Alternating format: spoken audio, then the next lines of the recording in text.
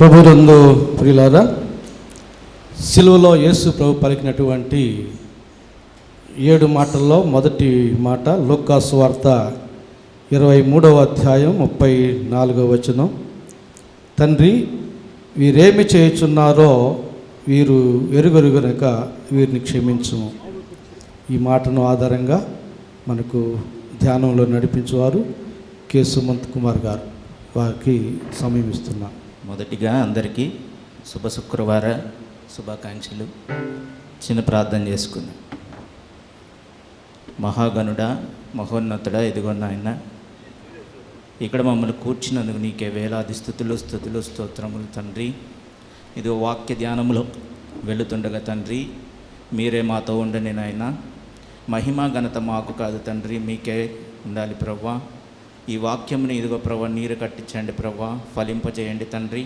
తద్వారా అనేకులు నాయనా ఇదిగో ఈ గిన్నెలో నుండి తాగేవారిలాగా తండ్రి, ఇదిగో ప్రవ్వా నిన్ను ఆరాధించేవారిగా మారేలాగా తండ్రి, అటు మహిమ కృప మాకు దయచేయమని యేసునామములో అడుగుచున్నాము తండ్రి, ఆమేన్.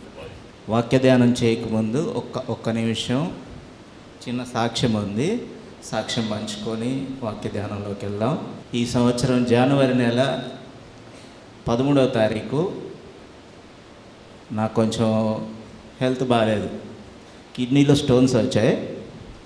స్టోన్స్ అంటే చాలా పెద్ద స్టోన్స్ వచ్చాయి. దానివల్ల కొంచెం కిడ్నీ ఫంక్షన్ కూడా తగ్గిందని డాక్టర్లు చెప్పారు. కనుక దీనివల్ల నేను చాలా డాక్టర్ల దగ్గరికి తిరిగితే కొంతమంది స్టోన్ తీస్తే మళ్ళీ మంత బాగా అయింది సార్, ఏం లేదు అని చెప్పారు. కొంతమంది ఏమో సరిగ్గా చెప్పలేదన్నమాట. కనుక చాలా వేదనలో వెళ్ళాల్సి వచ్చింది, లాట్ ఆఫ్ ట్రామాలోకి వెళ్ళాల్సి వచ్చింది.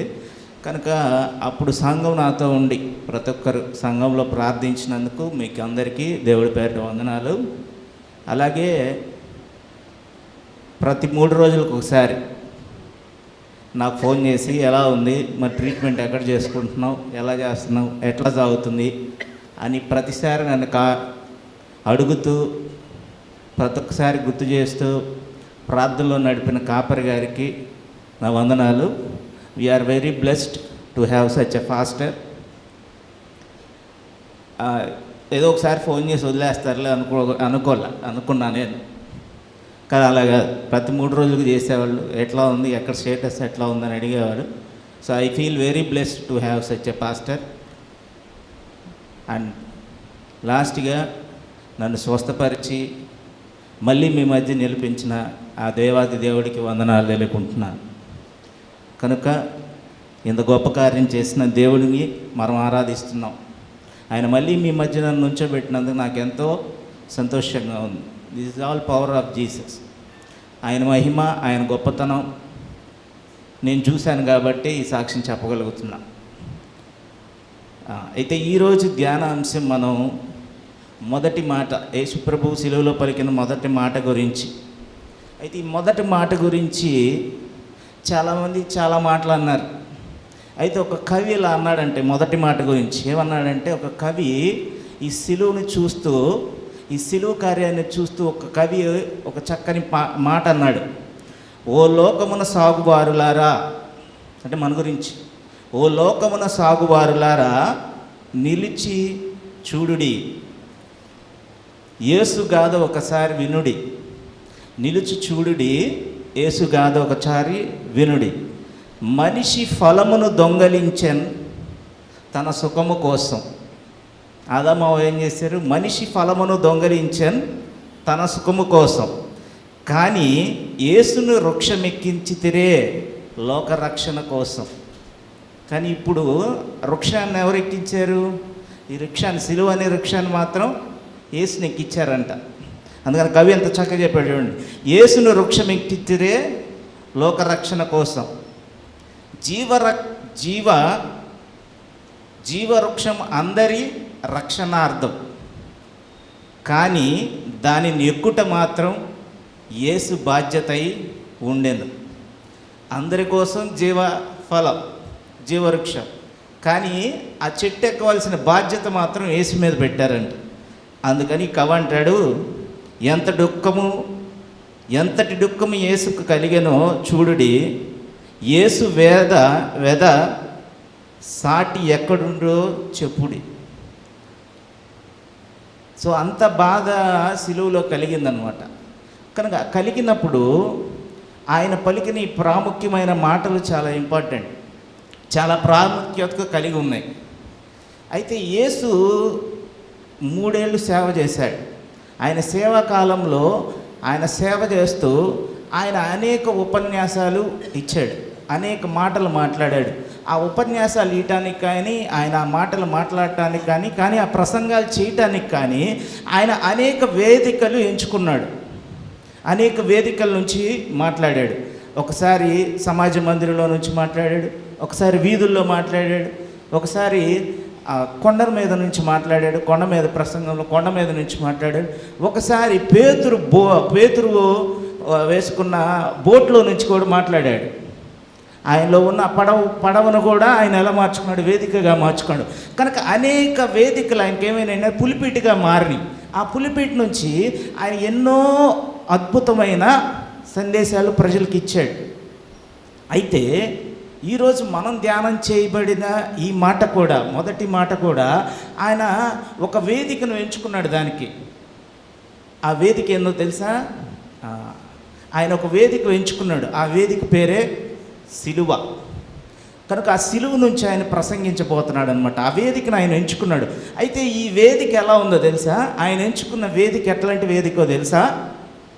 ఆ వేదికకి ఆయన చేతులు మేకులతో కొట్టారు ఆ పులిపిటికి, ఆ వేదికకి. అక్కడి నుంచి ఆయన ఇప్పుడు ప్రసంగించాలి. అక్కడి నుంచి ఆయన ఈ మాట, మనం ధ్యానం చేయబోయే మాట అక్కడి నుంచి పలకాలి. ఆయన ఆ పులిపీటికి లేకపోతే ఆ వేదికకి ఆయన ఏం చేశారు? చేతులతో కాళ్ళు 3 మేకులతో బిగించి కొట్టేశారు.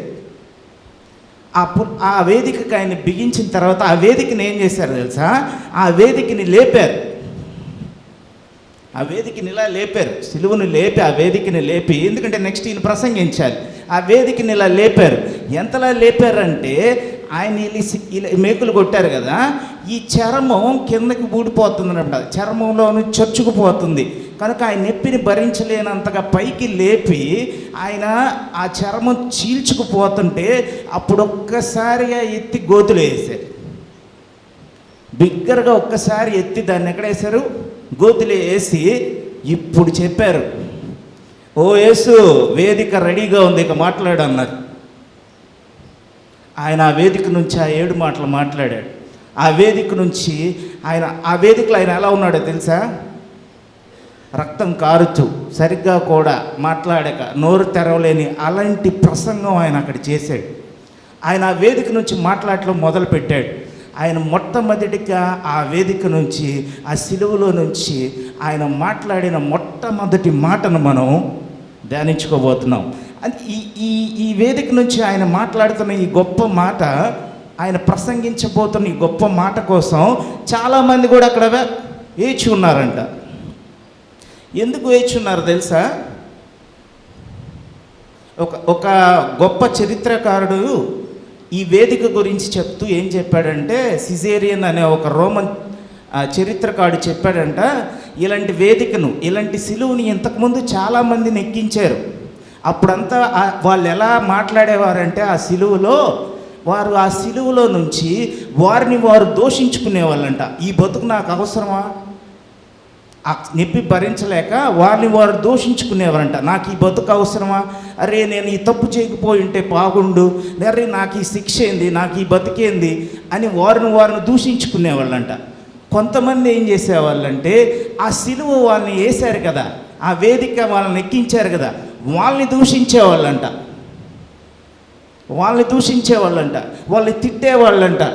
వాళ్ళని తిట్టేవారంట. ఆ చరిత్రకారుడు చెబుతాడు, అసలు వారిని నానా చెడ్డ మాటలు తిట్టేవాళ్ళంట. ఎందుకు వేశారు మమ్మల్ని, ఎందుకు సిలువ ఎక్కించారు, మీకు న్యాయం లేదు అని నానా చెడ్డ మాటలన్నీ ఆ సిలువలో నుంచి తిట్టేవాళ్ళంట. ఆ వేదికపై నుంచి అలాంటి మాటలు వాళ్ళు పలికేవాళ్ళంట. అయితే ఇదంతా ఈ రోమా సైనికులకు అలవాటే. కొన్నిసార్లు ఈ చరిత్రకారుడు చెప్తాడు, కొన్నిసార్లు ఎలాంటి వాళ్ళు పలికి ఆ చెడ్డ మాటలు అన్నీ వినలేక వీళ్ళు కత్తితో రెడీగా ఉంటారంట, నాలుగు కోసేస్తారంట, అంతలా ఉన్న దోషం చేస్తారంట. ఆ శిక్ష అనుభవించలేక వాళ్ళు ఆ టైంలో ఏం చేయలేక ఆ వేదిక నుంచి వాళ్ళు పలికే మాటలు ఎలాంటివి తెలుసా? వీళ్ళని దూషిస్తారంట. రోమా సైనికులని మొత్తం ఏ నుంచి ఆహా వరకు అన్ని దోషణలు చేస్తారంట, అన్ని చెడ్డ మాటలు అంటారు. ఈ సైనికులు ఇవి వినలేక వాళ్ళ నాలుకలు కోసేసినట్టు కూడా రికార్డు చేశాడు ఆయన ఆ సిలువ వేదిక గురించి అలాంటి మాటలు చెప్పాడు. కనుక నేను ఇలాంటివి చాలా చూశాను సిలువలో. ఎలా చెప్పారంటే ఆ వేదిక నుంచి మాట్లాడిన వాళ్ళు చెడ్డ మాటలు మాట్లాడి ఆఖరికి వారు నాలుకలు కూడా కోయబడ్డాయని చెప్పాడు ఈ చరిత్రకారుడు. అయితే ఇప్పుడు అదే వేదిక మీద, అదే సిలువ మీద యేసు ప్రభు ఉన్నాడు. ఈయన ఏమి మాటలు మాట్లాడతాడు, ఈమె ఏమి పలుకుతాడు, ఈయన మొట్టమొదటిగా ఏం పలుకుతాడని అక్కడ చాలా ఆసక్తితో ఎదురు చూసే వాళ్ళు ఉన్నారు. బహుశా సైనికుడు కత్తితోడు తెచ్చుకొని ఉంటాడు, ఈయన ఏమైనా దోషం చేస్తాడేమో, నాలుగు కోద్దామని కత్తి కూడా తెచ్చుకొని ఉంటాడు. అయితే ఇక్కడ జరిగింది అద్భుతం. పైగా ఈ శిలువ మీద ఈ వేదిక ఎక్కిన వ్యక్తి మామూలు వ్యక్తి కాదు. ఈయన సేవా జీవితం అంతా తిరుగుతూ ఈయన చాలా ప్రసంగాలు చేశాడు. ఈయన కొంచెం ఫేమస్, అందరికీ తెలుసు, యేసు ప్రభు అందరికీ తెలుసు. ఈ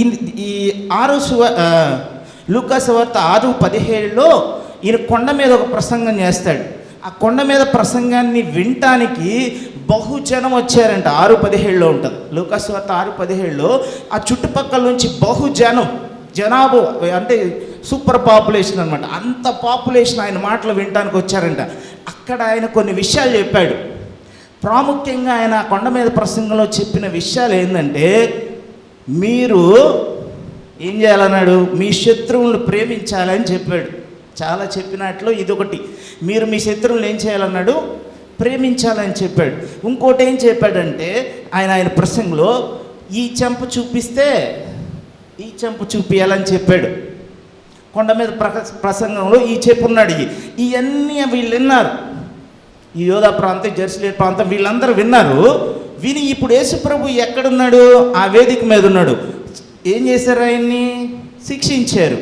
ఈయన ఇప్పుడు ఏం చేస్తాడు, ఈయన బోధ ఏం చేశాడు, మీ శత్రువులు మీరేం చేయాలి, క్షమించాలని మొన్నటిదాకా ప్రసంగాలు చెప్పాడు ఈయన ఊరూరు తిరిగి.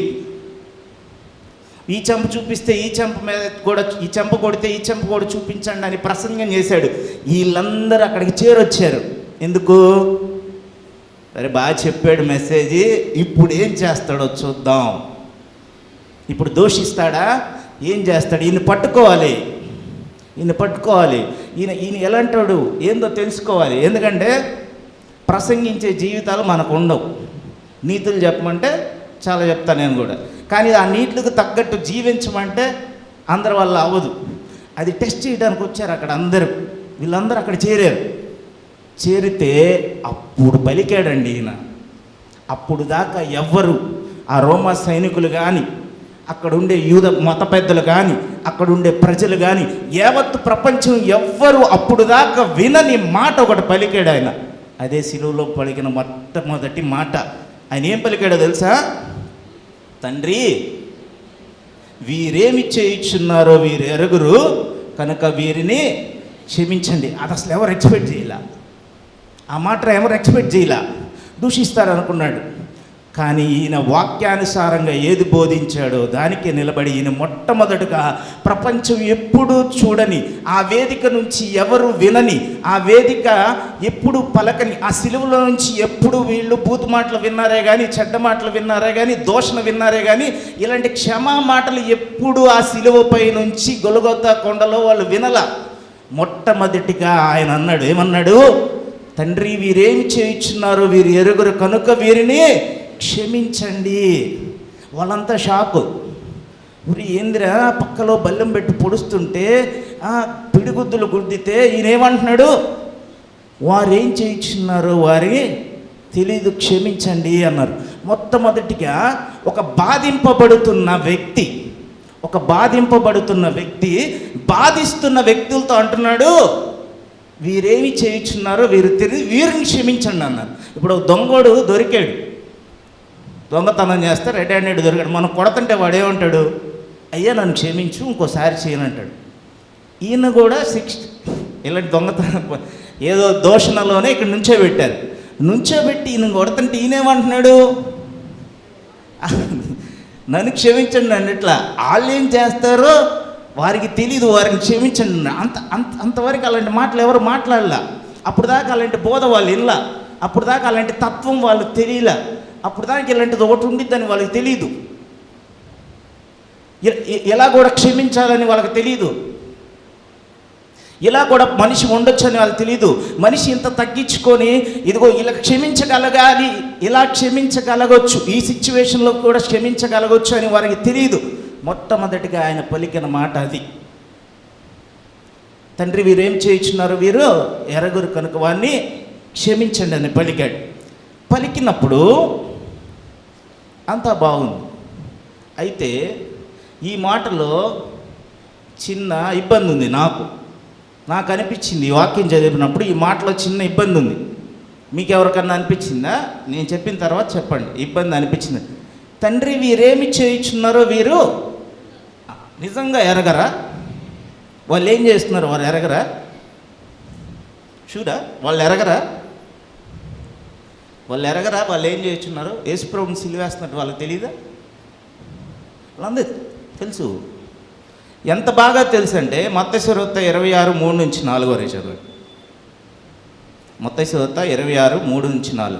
ఆ సమయమున ప్రధాన యాజకులను ప్రజల పెద్దలను కైఫాను పెద్ద మనిషి మందిరంలో కూడారు ఒక చోట. యేసుని మాయాపాయము చేత పట్టుకొని ఏం చేద్దాం అనుకున్నారు? చంపవలనని ఏకమై ఆలోచన చేశారు. ఇలా తెలుసా తెలీదా? అందరూ ఒక చోట కూడి దానికి ప్లాన్ కూడా వేశారు, మర్డర్ ప్లాన్ వేశారు. ఊరికి వీళ్ళు మళ్ళీ ఆషామాషి వాళ్ళు కాదు, ప్రధాన యాజకులు పెద్దోళ్ళు అందరూ ఒక పెద్ద మందిరంలో కూడి వీళ్ళు ఒక పెద్ద మర్డర్ ప్లాన్కి స్కెచ్ చేశారు. అది కూడా ఎలా? మాయోపాయం అంటే ప్లాన్ స్కెచ్ చేశారు, మర్డర్ స్కెచ్ చేశారు. ఎవరిని? యేసుప్రభుని చంపడానికి. కానీ యేసుప్రభు ఏమంటున్నాడు? వీరేం చేయించున్నారో వీరికి తెలియదు. నాకు ఇది కాంట్రడిక్టరీగా ఉంటుంది అనమాట. వీళ్ళు ఏం చేయించున్నారో వీరికి ఎందుకు తెలియదు? వాళ్ళు ఎప్పటికీ ధర్మశాస్త్రం చదివి పెద్దోళ్ళు, మన భాషలో చెప్పాలంటే లాయర్లు, జడ్జిలు అందరూ కూడేరాడ. కూడి మాయోపాయం చేత సరే. ఇంకోటి ఉండి చూడండి, యోహాను సువార్త 11:53. కాగా ఆ దినము నుండి వారు ఆయనను చంప ఆలోచించుచుండిరి. కనుక అప్పటి నుంచి మర్డర్ ప్లాన్ వేసి వాళ్ళు ఏం చేస్తున్నారు? వాళ్ళ ఆలోచనలు అంతా ఎక్కడున్నాయి? వాళ్ళ ఆలోచనలు లేని వాళ్ళ బుర్ర నుండి ఏముంది? ఆయన చంపాలనే ఉంది. వాక్యం ఏం చెబుతుంది? వాళ్ళు ఎరగరని చెబుతుంది. వాళ్ళేం చంపాలనే తిరుగుతున్నారు, మర్డర్ ప్లాన్ వేసి చంపాలని తిరుగుతా ఇంకా వీళ్ళు ఇంకో రెట్టు ముందుకెళ్ళారనమాట. ఇంకో రెట్టు ముందుకెళ్ళి ఏం చేశారో తెలుసా? ఈ చంపటానికి ఆయన దొరక్కపోతే ఒక పర్సన్ని హెయిర్ చేసుకున్నారు వీళ్ళు. ఎవరైనా? ఇస్కరియోతు యూదుని. ఈయన ఎంచుకున్నారు. లూకాసు వార్త 22:3-6. లూకాసు వార్త 22:3-6. అంతటా 12 మంది శిష్యుల సంఖ్యలో చేరిన ఇస్కరియోతు యూదా అనబడిన యూదాలో సాతాను ప్రవేశించాను కనుక వాడు వెళ్ళి ఆయనను వారికి ఎలాగ అప్పగింపవచ్చునో దానిని గూర్చి ప్రధాన యాజకులతోనూ ఎవరితో డిస్కస్ చేశాడు? ప్రధాన యాజకులు వీళ్ళందరితో మర్డర్ ప్లాన్ గురించి మాట్లాడారు. అందుకు వారు సంతోషించి వారు ఏం చేశారు? బహు సంతోషించారు. ద్రవ్యమీయ సమ్మతించిరి. ఆయనకు డబ్బులు కూడా ఇచ్చారు, లంచం ఇచ్చారు. తర్వాత అందుకు ఒప్పుకొని జనసమూహము లేనప్పుడు ఆయనను వారికి అప్పగించుటకు తగిన సమయం వెతుకుతుండెను. అది లాస్ట్ వర్డ్ ఇంపార్టెంట్. ఏ వెతుకుతున్నాడు? తగిన సమయం కోసం వెతుకుతున్నాడు. అంటే వీళ్ళంతా ప్లాన్ వేసేసారు, వాడికి లంచం ఇచ్చారు, అన్నీ రెడీ చేసి ఇస్కరియోతు యుద్ధం చేస్తున్నాడు తెలుసా? రిక్కి నిర్వహిస్తున్నాడు. ఎప్పుడు దొడుగుతాడని. మర్డర్కు ముందు ఏం చేస్తారు? రిక్కి వేస్తారు ఆ మనిషి మీద. ఇస్కరియోతు ఏం చేస్తున్నాడు? రిక్కి వేసాడు యేసుప్రభు మీద. ఎక్కడికి వెళ్తాడు, ఏం చేస్తాడు, మొత్తం టైం టేబుల్ వేసి రిక్కి వేసాడు ఆయన. మర్డర్కి మొత్తం సిద్ధం చేశారు, మర్డర్ ప్లాన్కి మొత్తం సిద్ధం చేసి రిక్కి వేశారు. వీళ్ళంటి వాళ్ళని పట్టుకొని యేసుప్రభు అంటాడు ఆ వేదిక మీద నుంచి, వీరేమి చేయించున్నారో వీరు ఎరగరు. అందుకే నేను అనేది వీళ్ళు ఎరగరా? మీరు చెప్పండి వాక్యంలో ఎవరు రాయబడింది? వాళ్ళు ఎరగరా? 3 సువార్తల్లో చూపించాను నేను, ఒకటే కదా. 3 సువార్తలు 3 సువార్తికులు అదే రికార్డ్ చేశారు. ఏమని? Very planned executed murder plan. అది తప్పిపోదు అనమాట. అది రిక్కీ కూడా వేశాడు మనాడు. ఏదో వేసుకురైతే యేసు ప్రభు ఎటు వెళ్తాడని రిక్కీ కూడా నిర్వహించి పక్కా మర్డర్ ప్లాన్ వేశారు.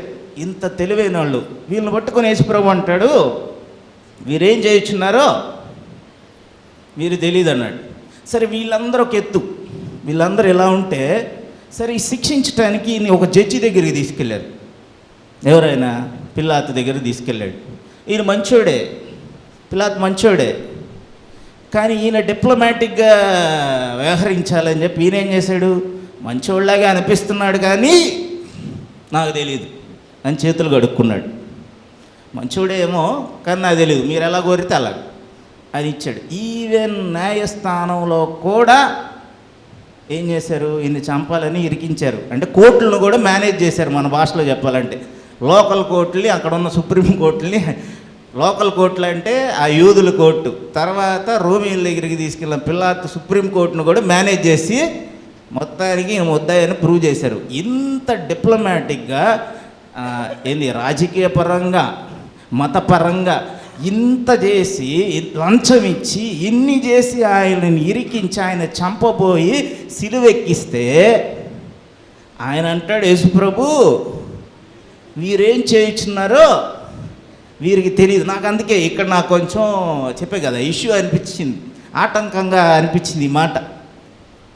కాకపోతే ఆయన ఆ సిలువలో ఆ పలికిన క్షమ అనే మాట చాలా లోతైనది. మన కళ్ళతో చూసిన క్షమించు వారు ఆ సిలువేసే దాని గురించి కాదు ఆయన క్షమించమంది. ఆయన అక్కడ ఆ క్షమ గురించి ఏం మాట్లాడాడంటే, ఇది బహుశా ఆ ప్రపంచం అంతా మొట్టమొదటిసారి వినుంటుంది అలాంటి మాటలు. ఆయన అక్కడ మాట్లాడిన క్షమాగుణం గురించి ఏంటంటే, క్షమాపణ అనేది 2 విధాలుగా డిఫైన్ చేయబడింది బైబిల్లో. పాత నిబంధనలో క్షమాపణ ఒక రకంగా ఉండేది, సిలువ తర్వాత క్షమాపణ ఒక రకంగా ఉండేది. ఈయన ఆ క్షమాపణ గురించి మాట్లాడుతున్నాడు. అక్కడ క్షమాపణ గురించి ఆయన ఒక నిర్వచనం రాయాలని నిర్ణయించుకున్నాడు. అక్కడ ఆ సిలువ మీద నుంచి ఇది క్షమాపణ అని చూపించాలని దీనికి ఒక కొత్త నిర్వచనం ఉంది. ఇకపై ఎవరైనా క్షమించాలంటే ఈ నిర్వచనం ప్రకారం, ఈ స్టాండర్డ్స్ ప్రకారం క్షమించాలి అని ఒక స్టాండర్డ్స్ పెట్టాడు ఆయన ప్రపంచానికి. దాన్ని ఎవరు దాటలేరు అనమాట. ఆ స్టాండర్డ్స్ గురించి ఆయన అక్కడ మాట్లాడాడు. ఆ స్టాండర్డ్స్ గురించి ఆయన అక్కడ క్షమించండి అన్నాడు. పాత నిబంధనలో మీరు చూస్తే, పాత నిబంధన ప్రవక్తల్లో దానియేలు నుంచి నెహెమ్యా వరకు, కీర్తనాకారుడి నుంచి అన్ని క్షమాపణ ఎలా ఉంటుందంటే, వీళ్ళకి దేవుడి దగ్గర నుండి క్షమాపణ పొందుకోవాలంటే వీరు నినివే పట్టణం వాళ్ళు కూడా గోనె పట్టగొట్టుకొని దేవుడి దగ్గరికి వెళ్ళి వాళ్ళు రోధిస్తే దేవుడి కరుణించి వాళ్ళకి క్షమాపణ పెట్టేవాడు. తర్వాత వెళ్ళి దహన బలి ఇచ్చేవాళ్ళు. దహన బలి ఇచ్చి అలా ప్రతేడు వీరు చేసిన పాపముల కోసం ఏం చేసుకోవాలి, క్షమను ఆ శిక్షను తొలగించుకోవటానికి క్షమాపణ కోసం వీరు ఏం చేయాలి, బలులు ఇచ్చుకునేవాళ్ళు. ఇలా ఉండేది క్షమాపణ. ఇది నేనే కాదు, ప్రభు చెప్పిన మాటల్లోనే ఉండింది. సో సిలువకు ముందు క్షమాపణ ఎలా ఉందంటే, మత్తయి సువార్త ప్రభు నేర్పిన ప్రార్థనలో ఆయన చెప్తాడు చూడండి. మత్తయి సువార్త 6:14-15. మత్తయి సువార్త, మనుష్యుల అపరాధములను మీరు క్షమించిన, మనుషుల అపరాధం ప్రభు నేర్పిన ప్రార్థనలో ఆఖరిగా ఆయన నేర్పిస్తున్నాడు ఎలా క్షమించాలనేది. మనుషుల అపరాధములను మీరు క్షమించిన ఎడల మీ పరలోకపు తండ్రి మీ అపరాధములను క్షమిస్తాడు. అంటే ఇక్కడ చూడండి, సిలువ జరగక ముందు, మనం జాగ్రత్తగా ఆలోచిస్తే సిలువ కార్యం జరగక ముందు క్షమాపణ ఎలా ఉండేదంటే, క్షమిస్తాడు దేవుడు. కానీ ఎప్పుడు క్షమిస్తాడు, ఒక కండిషన్ ఉండిద్ది అనమాట. దానికి ఒక కండిషన్ ఉండిద్ది. ధర్మశాస్త్రం ప్రకారం క్షమించడానికి ఒక కండిషన్ ఉండిద్ది. ఏంటది, మీరు మీ అపరాధం, మీకు ఎవరైనా హాని చేసింది ఆ రుణస్తులు మీరు క్షమించిన ప్రకారం దేవుడు మిమ్మల్ని క్షమిస్తాడు. కనుక అక్కడ కండిషన్ అనమాట. ఊరికి వెళ్ళి క్షమించు ప్రభు అంటే క్షమించుడు. ఎలా క్షమిస్తాడు, మీరు వేరే వాళ్ళని క్షమిస్తే దేవుడు మిమ్మల్ని క్షమిస్తాడు. ఇది ఒక కండిషను. పాత నిబంధనలు అంతా ఇంతే. ఇంకో చోట కూడా చూద్దాం, ఇంకో రెఫరెన్స్ కూడా చూద్దాం. మార్కు సువార్త 11:25. మీకు ఒకని మీద విరోధం ఏమైనా కలిగిన ఎడల మీకు ఎవరి మీదైనా విరోధం కలిగి ఉంటే మీరు నిలువబడి ప్రార్థన చేయనప్పుడెల్లను మీరు ఎప్పుడన్నా ప్రార్థన చేయాలి. ప్రార్థన కూర్చో ముందు ఏం చేయాలంటే మీరు వారిని మీకు క్షమించుడి. ఎవరన్నా విరోధులు ఉంటే వాళ్ళ దగ్గరికి వెళ్ళి ఏం చేయాలి? వారిని క్షమించుడి. వారిని క్షమించుడి. అప్పుడు ఏం జరిగిద్ది? అప్పుడు పరలోకమందున్న మీ తండ్రియు పరలోకమున్న మీ తండ్రియు మీ పాపములు క్షమించును. కనుక ఇప్పుడు చూడండి, మీకు క్షమాపణ ఉంది సిలువ ముందు కూడా. కానీ ఆ క్షమాపణ ఎలాంటి క్షమాపణ? మీరు ఏదన్నా చేయాలి ఆ క్షమాపణ పొందుకోవాలంటే. మీరు ఇంకోళ్ళని క్షమించాలి, లేకపోతే మీరు ఇంకో కార్యం చేయాలి, మీరు బలి ఇవ్వాలి, లేకపోతే మీరు బలి అర్పణ చేయాలి. అలాంటి కండిషనల్ ఫర్గివ్నెస్ ఉందన్నమాట అంతకు ముందంతా, సిలువకు ముందు. కనుక మీరు అవి చేసి వస్తే, అందుకే ప్రభు నేర్పిన ప్రార్థనలో కూడా ప్రభు ఏం చెప్తాడు? మీరు మీ రుణస్తులను క్షమించిన ఎడల మీ పాపములను దేవుడు క్షమిస్తాడు. కాతే ఇది కాదు. అందుకనే ఇది ఇక మారాలరా అబ్బాయి అన్నాడు యేసు ప్రభు సిలువలో. ఇది కాదు నిజమైన క్షమాపణ. నిజమైన క్షమాపణకి ఒక స్టాండర్డ్స్ ఉంది. నిజమైన క్షమాపణకి ఒక లెవెల్ ఉండాలి. అది నేను చేసి చూపిస్తా అని చెప్పి ఆయన అప్పుడు పలికాడు ఈ మాటలు. వీరేం చేయించున్నారో వీరిని క్షమించండి చెప్పి ఆయన పలికి అప్పుడు ఆయన క్షమాపణ అడిగాడు. ఆయన సిలువ కార్యం చేసిన తర్వాత క్షమాపణ గురించి ఎలా రాయబడిందో వాక్యంలో చూద్దాం. ఎఫెసీయులకు రాసిన పత్రిక 4:32. ఒకని ఎడల ఒకడు దయ కలిగి కరుణా హృదయులై క్రీస్తునందు దేవుడు మిమ్మును క్షమించిన ప్రకారము. ఇంతకు ముందంతా క్షమాపణ దొరకాలంటే ఏం చేయాలి? వేరే వాళ్ళని క్షమిస్తే దేవుడు మనం క్షమిస్తా. కానీ ఇక్కడ చూడండి, జాగ్రత్త చూడండి వాక్యంలో. దేవుడు మిమ్మును క్షమించిన ప్రకారము, దేవుడు మిమ్మును క్షమించిన ప్రకారము మీరును ఒకరినొకరు క్షమ. అంటే ఇక్కడ ఒక స్టాండర్డ్ సెట్ చేశాడు యేసుప్రభు. యేసుప్రభు సిలువలో వాళ్ళని ఎట్ట క్షమించాడో, వాళ్ళు ఎవరు క్షమాపణ అడగల, యేసుప్రభుని కొట్టారు, తిట్టారు. అలాంటి ఆయన్ని ఈయన ఏం చేశాడు? క్షమించాడు. అంటే అది ఒక స్టాండర్డ్ అనమాట. అలాంటి సిలువ తర్వాత అలాంటి క్షమాపణ దొరికింది మనకి. కనుక ఇంతకు ముందంతా మనమే డీల్ చేసుకోవాలి, మనమే దహన బలి ఇవ్వాలి, మనమే వెళ్ళి వేరే వాళ్ళతో శాంతి పడాలి. కానీ ఇక్కడ కాదు. ఇక్కడ ఎలాగా వాక్యం ఏం చెప్తుంది? క్రీస్తు నందు దేవుడు మిమ్మల్ని క్షమిస్తాడు. కనుక మీరు ఇకపై క్షమాపణ ఎలా ఉండిద్దంటే క్రీస్తు నందు ఉండిద్ది. ఆ క్షమాపణ గురించి ఇది అక్కడ మాట్లాడుతుంది. ఆ క్షమాపణ గురించి మాట్లాడుతుంది. అది ఇలాగ తెలీదు, ఆ స్టాండర్డ్స్ వీళ్ళకి తెలియదు ప్రభా, కనుక వీళ్ళకి క్షమించ అంటున్నాడు. అలా చేయాలని కూడా వీళ్ళకి తెలియదు, ఈ ప్రజలకు తెలియదు అలా చేయాలని. అందుకని ఆయన ఆ స్టాండర్డ్స్ పెట్టి ఆ తర్వాత నుంచి క్షమాపణ ఎలా ఉందంటే, దేవుడు మిమ్మల్ని క్షమించాలంటే క్రీస్తుని బట్టి మిమ్మల్ని క్షమిస్తాడు.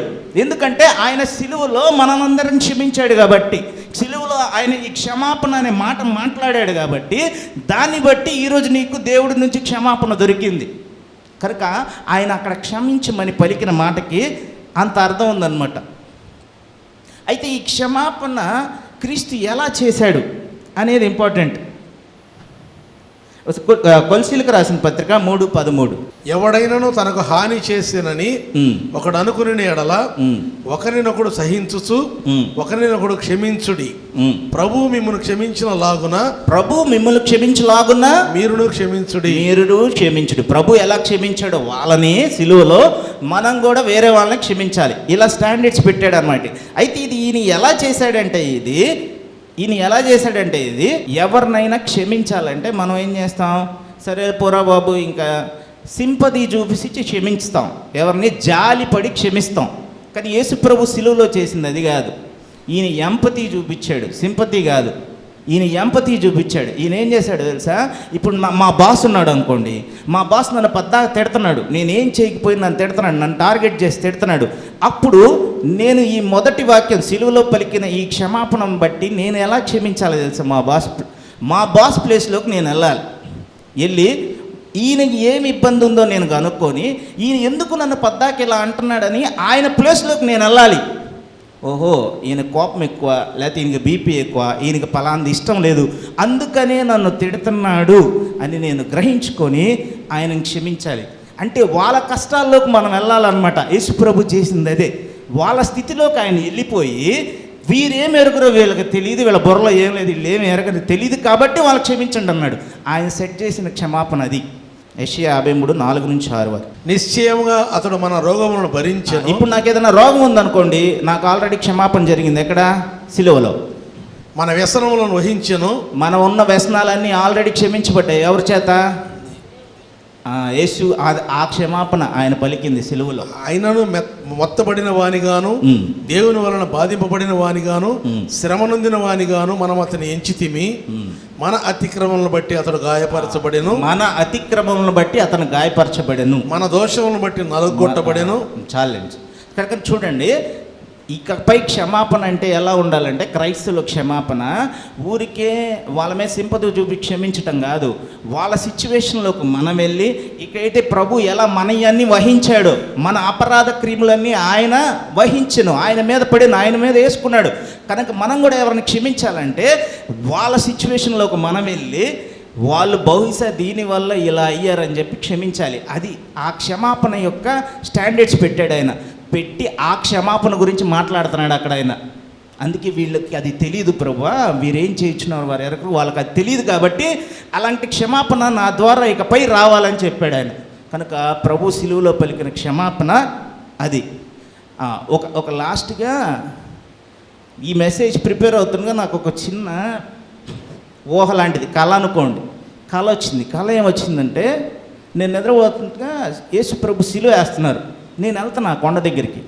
కొండ ఎక్కుతూ ఉండగా ఆయన్ని సిలువ ఒకటి నుంచోబెట్టి చెంపలు వాయిస్తున్నాడు, పిడుగుతులు కుదురుతున్నాడు. వాడు కాలర్ పట్టుకొని యేసుప్రభుని కొడుతున్నాడు. నేను ఈ దారిలో వెళ్తుండగా నాకు తెలిసిన పాస్టర్ గారులు అందరూ కనిపిస్తున్నారు, పెద్ద పెద్ద టీవీలో కనిపెట్టి వీళ్ళందరూ కనపడుతున్నారు. నాకు ఏమో కోపం వస్తుంది యేసుప్రభుని అట్ట కొడుతుంటే. నేను అందరిని అడుగుతున్నా, సార్ వెళ్ళి ఆపండి సార్, ఏం సార్ కొంచెం ఆపండి అండి. నాకేమో వెళ్ళి ఆపటానికే దూరంగా ధైర్యం జరగట, మనం అక్కడికి వెళ్ళొచ్చా లేదా అని తెలియట్లేదు అనమాట. వీళ్ళందరిని ఆపమంటే వీళ్ళు వెళ్ళట్లా. ఆఖరికి నాకు కోపం వచ్చింది. రే, మెసేజ్ కూడా చదువుతున్నాం మనం చర్చిలో, మనమన్నా ఆపకపోతే ఎట్రా అని కోపం వచ్చి ముందుకెళ్ళి ఆ కుట్టేవాడు కాలర్ పట్టుకొని వాడిని తిప్పా. ఇందిరా నువ్వు యేసుప్రభుని కొడతావని తిప్పితే, ఆడెవడో కాదు నేనే, వాడెవడో కాదు నేనే కొడుతుంది. మనం కూడా ఆయన్ని రోజు మనం పాపం చేసినప్పుడు ఏం చేస్తాం తెలుసా? మళ్ళీ సిలువ వేస్తాం. ఎందుకంటే ఆయన సిలువలో వహించాడు కదా, మళ్ళీ సిలువ వేస్తాం. కనుక దానికి క్షమాపణ ఉంది. పాపం చేసినప్పుడల్లా మనం ఆయనకి, నేను ఎలా అయితే ఆయన పిడిగుద్దులు గుర్తున్నారు పాపం చేసినప్పుడల్లా, అలాగే మనం కూడా పాపం చేసినప్పుడల్లా ఆయన్ని సిలువ వేస్తుంటాం. కానీ గుడ్ న్యూస్ ఏందో తెలుసా? గుడ్ ఫ్రైడే రోజు దానికి క్షమాపణ ఉంది. ఆయన క్షమించాడు, దానికి క్షమాపణ ఉంది. దేవుడి వాక్యాన్ని దీవించునుగాక. చక్కటి వర్తమానం, చాలా చక్కటి వర్తమానం. దేవుడు సుమంతుని అందుకు ప్రతిగా దీవించి ఆశ్రయించును గాక. తండ్రి, మీరేం చేస్తున్నారో నేను అంటాను. అక్కడ సుమన్ చెప్పిన వాళ్ళకి ఏమేమి తెలుసో అవన్నీ చెప్పాడు. అనేకమైన రెఫరెన్స్లో ప్రతి ఒక్కరికి తెలిసిన విషయాలు, తెలియని విషయాలు కూడా ఉంటాయి. తెలిసిన విషయాలన్నీ చెప్పాడు చాలా చక్కగా. అవి ప్రభు దృష్టిలో లేవు. ఆ మాట పలికేటప్పుడు వారికి ఏమైతే తెలియదో ఆ విషయాన్ని దృష్టిలో పెట్టుకుని చెప్పాడు. అపోస్తలుల కార్యం గ్రంథం 3వ అధ్యాయం 15వ వచనం అంటాడు పౌలు, మీరు జీవాధిపతిని చంపితిరి సహోదరులారా, మీరు మీ అధికారులు మీకు తెలియకనే చేసితిరి అంటాడు. వారి జీవాధిపతి అని వారికి తెలియదు, వారు ఎదురు చూసే మెస్సియా అని వారికి తెలియదు, వారి రక్షకుడు అని వారికి తెలియదు. వారికి తెలియని విషయాలు, తెలిసిన విషయాలన్నీ బైబిల్లో ఉన్నాయి. వారికి తెలియని విషయాలన్నీ ప్రభు మనసులో ఉన్నాయి. కనుక తండ్రి, వీరు ఏం చేస్తున్నారో వారికి తెలియదు. వారి జీవాధిపతి నేనంటే వాళ్ళు చెయ్యరు. వారు ఎదురు చూసే మెస్సియాని అని వాళ్ళకి తెలుసుంటే చెయ్యరు. వారి రక్షకుడిని, వారి దేవుడిని అని వారికి తెలిస్తే వారు చెయ్యరు. అందుకని వీరిని క్షమించు అన్నాడు. పక్కనే ఇద్దరు దొంగలు ఉన్నారు, డిస్మస్, డెస్ట్రాస్. డిస్మస్ని క్షమించాడు, డెస్ట్రాస్ని ఎందుకని? వీడైతే పశ్చాత్తాపడుతున్నాడు తోటి దొంగతో, మనకైతే ఈ శిక్షా విధి న్యాయమే, ఇతనికి అన్యాయం అంటూ ఏమన్నాడు? అయ్యా నీ రాజ్యంలో నన్ను జ్ఞాపకం చేసుకో. వీడికి పశ్చాత్తాపం లేదు, నువ్వు రక్షించుకో, నన్ను కూడా రక్షించు అంటున్నాడు. వీడికి పశ్చాత్తాపం లేదు. డెస్టాస్ అనే దొంగకి, డిస్మస్ అనే దొంగకి పశ్చాత్తాపం ఉంది. తోడు దొంగతో ఒప్పుకుంటున్నాడు. ఈ శిక్షా విధి మనకైతే న్యాయమే, ఈయనకైతే న్యాయం కాదు. కనుక ఇతన్ని క్షమించాడు, అతన్ని క్షమించలేదు. అందుకే క్షమాపణ దేవుడు ఆల్రెడీ సిద్ధం చేశాడు సిలువలో. సుమత్ చెప్పినట్టుగా మన వంతు ఏంటంటే పశ్చాత్తాపడటం, విరిగి నలిగిన హృదయంతో పశ్చాత్తాపడటం. సుమంత్ చెప్పినట్టుగా మరలా మనం దేవుణ్ణి సిలువేస్తున్నాం. మనం పాపం చేసినప్పుడల్లా. హెబ్రీయులకు రాసిన పత్రిక 6వ అధ్యాయంలో ఒకసారి వెలిగింపబడి పరిశుద్ధాత్మ వరమును రుచి చూచి తప్పిపోయిన వాడు అదృశ్యముగా ఆయన మరలా సిలువేస్తున్నాడు. అట్టి వారిని గుణపరచుట అరుదు. కాబట్టి మనకింకా సమయం ఉండగానే ప్రకటన గ్రంథంలో చెప్పినట్లుగా నేను దానికి సమయం ఇచ్చితేనే కానీ అది మారు మనసు పొందనలదు. కనుక నేను దాని పిల్లలను మంచం పట్టించి బహుశ్రమల పాలు చేతునంటాడు. సమయం దాటిపోకమనిపే మనం పశ్చాత్తాపడాలి. Right decision at right time అంటారు కదా. Right decision at wrong time ఫలితం ఏమీ రాదు. మంచి డెసిషనే కాని సమయం ప్రయోజనం లేదు. యూదా ఇస్కరియోతు రైట్ డెసిషనే, అయ్యో నేను నిర్దోషి రక్తం చిందించాను అని అన్నాడు. రైట్ డెసిషనే, కానీ రాంగ్ టైంలో చెప్పాడు. కనుక ప్రయోజనం ఏం పొందుకోలేదు. కాబట్టి మనకింకా సమయం ఉండగానే మనం చేసిన అపరాధాలను బట్టి ప్రభు పాదాలు బట్టి క్షమాపణ వేడుకుందాం. ప్రభు మనకు క్షమిస్తాడు. అప్పుడు మన దోష శిక్ష తొలగిపోతుంది. కయ్యనట్టు అయ్యో నా దోష శిక్ష నేను భరించలేనంత గొప్పది. ఒకసారికే ఎన్ని దోషాలో, జనవరి నెలలో ఎన్ని దోషాలో, ఫిబ్రవరి నెలలో ఎన్ని దోషాలో, మార్చి నెలలో ఇన్ని దోషాలు మనం భరిస్తూ ఉన్నాం. ఇన్ని దోషాల శిక్ష మనకు రాబోతూ ఉంది. తప్పించుకోవాలంటే ఉన్నది ఒకే ఒక మార్గం, ఆయన పాదాలు పట్టుకోవడం, ఆయన సిద్ధపరిచిన క్షమాపణ మనం పొందుకోవడం, పశ్చాత్తాపడి విలపించి. కాబట్టి సుమంత్ చెప్పినటువంటి మాటలు నిజంగా చాలా చక్కటి మాటలు.